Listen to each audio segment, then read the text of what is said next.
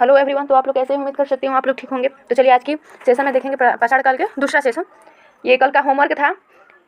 देखिए question number 25 homework था, किस काल में मानव ने भोजन उत्पादन शुरू कर दिया? ऑप्शन ए पूरा पाषाण काल, बी मध्य पाषाण काल, सी नव पाषाण काल, डी ताम्र पाषाण काल। राइट आंसर सी नव पाषाण काल में जो मानव थे वो भोजन का उत्पादन शुरू कर दिया था। क्वेश्चन नंबर 26 हैंड एक्स उपकरण संबंधित है। ऑप्शन ए पूरा पाषाण काल, बी नव पाषाण काल, सी लौह काल, सी डी वैदिक काल। राइट आंसर ए पूरा पाषाण काल में हैंड एक्स उपकरण संबंधित है। क्वेश्चन नंबर 27 पूरा पाषाण काल के लोग किस भाषा का प्रयोग करते थे? ऑप्शन ए संस्कृत, बी प्राकृतिक, सी सांकेतिक भाषा, डी पाली भाषा। राइट आंसर सी सांकेतिक भाषा का यूज करते थे पूरा पाषाण काल के लोग। क्वेश्चन नंबर 28 नव पाषाण काल में कौन सा पशु सर्वप्रथम पालतू बनाया गया? ऑप्शन ए गाय, बी कुत्ता, सी घोड़ा, डी हाथी। राइट आंसर बी कुत्ता को नव पाषाण काल में सर्वप्रथम पशु बनाया गया। क्वेश्चन नंबर 29 आदमगढ़ किसके लिए प्रसिद्ध है? ऑप्शन ए लौह उपकरण के लिए, बी शैल चित्र के लिए, सी स्तूप के लिए, डी मंदिर के लिए। राइट आंसर बी शैल चित्र के लिए आदमगढ़ प्रमुख है। इस पे जो पत्थर होते हैं ना बड़े बड़े, उसी पे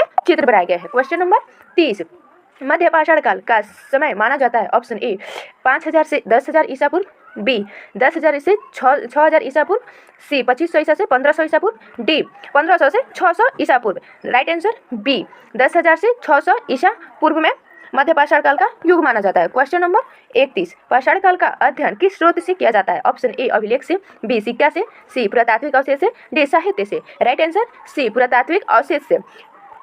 क्वेश्चन नंबर 32 नव पाषाण काल का प्रमुख आविष्कार था। ऑप्शन ए अग्नि, बी पहिया, सी लोहा, डी सिक्के। राइट आंसर बी पहिया जो था ना वो नव पाषाण काल युग में खोजा गया था, यानी आविष्कार किया गया था। क्वेश्चन नंबर 33 किस काल में मानव ने खेती और पशुपालन दोनों शुरू कर दिए? ऑप्शन ए पूरा पाषाण काल, बी मध्य पाषाण काल, सी नव पाषाण काल, डी ताम्र पाषाण काल। राइट आंसर सी नव पाषाण काल में जो मानव थे वो खेती और पशुपालन दोनों शुरू कर दिए थे। क्वेश्चन नंबर 34 पाषाण काल में धार्मिक विश्वास किससे जुड़े थे? ऑप्शन ए प्राकृतिक से, बी मूर्तियों से, सी मंदिर से, डी वेद से। राइट आंसर ए प्राकृतिक से जुड़े हुए थे। क्वेश्चन नंबर 35 लेव लोइस तकनीकी संबंध है। ऑप्शन ए धातु निर्माण से, बी पत्थर उपकरण से, सी चित्रकला से, डी संस्कृति से। राइट आंसर बी पत्थर उपकरण निर्माण में लेव लोइस तकनीकी का संबंध है। क्वेश्चन नंबर 36 नव पाषाण काल में कौन सी फसल उगाई जाती थी? ऑप्शन ए गेहूं, बी जौ, सी चावल, डी उपयुक्त सभी। राइट आंसर डी उपयुक्त सभी। गेहूं भी उगाया जाता था, जौ भी उगाया जाता था और चावल भी उगाया जाता था। नेक्स्ट क्वेश्चन नंबर 37 किस काल में मानव ने अस्थायी ग्राम बसाए? ऑप्शन ए पूरा पाषाण काल, बी मध्य पाषाण काल, सी नव पाषाण काल, डी लौह काल। राइट आंसर सी नव पाषाण काल में जो मानव थे वो अस्थायी हो गए थे, जैसे एक जगह पे रहने लगे थे और अपना जीवन यापन करने लगे थे। क्वेश्चन नंबर 38 कुल्हाड़ी का परिष्कृत रूप किस काल में मिला? ऑप्शन ए पूरा पाषाण काल, बी मध्य पाषाण काल, सी नव पाषाण काल, डी ताम्र पाषाण काल। राइट आंसर सी नव पाषाण काल में कुल्हाड़ी का साक्ष्य देखा गया। क्वेश्चन नंबर 39 भारत में नव पाषाण संस्कृति का प्रमुख केंद्र कौन था? Option A Kashmir, B Bihar, C दक्षिण भारत, डी उपयुक्त सभी। राइट आंसर डी उपयुक्त सभी। कश्मीर भी था और भारत एवं बिहार एवं दक्षिण भारत तीनों संस्कृति के प्रमुख केंद्र हैं। क्वेश्चन नंबर 40 गुफा चित्रों में मुख्यतः क्या दर्शाया गया? ऑप्शन युद्ध, बी शिकार दृश्य, सी व्यापार, डी कृषि। राइट आंसर बी शिकार दृश्य दर्शाया गया था। जो पहले लोग थे ना वो शिकार करते थे, वही गुफा के चित्रों पर दर्शाया गया था। क्वेश्चन नंबर 41 पाषाण काल में मानव भोजन कैसे प्राप्त करता था? ऑप्शन ए कृषि से, बी व्यापार से, सी शिकार एवं संग्रह से, D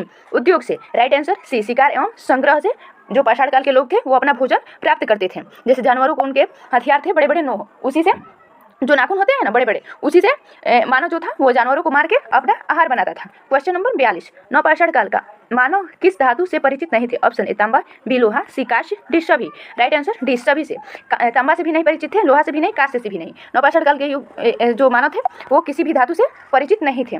option number 43 question number 43 quartzite का प्रयोग किसके लिए होता था? ऑप्शन ए भवन निर्माण के लिए, बी उपकरण निर्माण के लिए, सी मूर्ति निर्माण के लिए, डी सिक्के के लिए। राइट आंसर बी उपकरण निर्माण के लिए। जैसे कोई औजार बनाया जाता था उसका क्वार्टजाइट पत्थर जो होता है ना, ये पत्थर का नाम है क्वार्टजाइट पत्थर, उसी से वो मानव अपना उपकरण निर्माण करते थे। क्वेश्चन नंबर 44 पाषाण काल का मानव किससे आग जलाता था? ऑप्शन ए माचिस से, बी पत्थरों की रगड़ से, सी गैस से, डी बिजली से। राइट आंसर बी पत्थरों की रगड़ से। जब दो पत्थर आपस में रगड़ते थे ना उसमें से चिंगारी निकलती थी और वही चिंगारी आग लगाती थी। क्वेश्चन नंबर 45 नव पाषाण काल में कौन सी कला विकसित हुई? ऑप्शन ए चित्रकला, बी मिट्टी के बर्तन बनाना, सी बुनाई, डी उपरोक्त सभी। राइट आंसर डी उपरोक्त सभी। चित्रकला भी लोगों के मतलब लोगों में विकास हो गया था, मिट्टी के बर्तन भी बनाना वो जान गए थे, बुनाई भी करना वो जान गए थे। नेक्स्ट क्वेश्चन नंबर 46 हुन सिंह स्थल किस राज्य में है? Option A Karnataka, B Bihar, C Punjab, D Gujarat. Right answer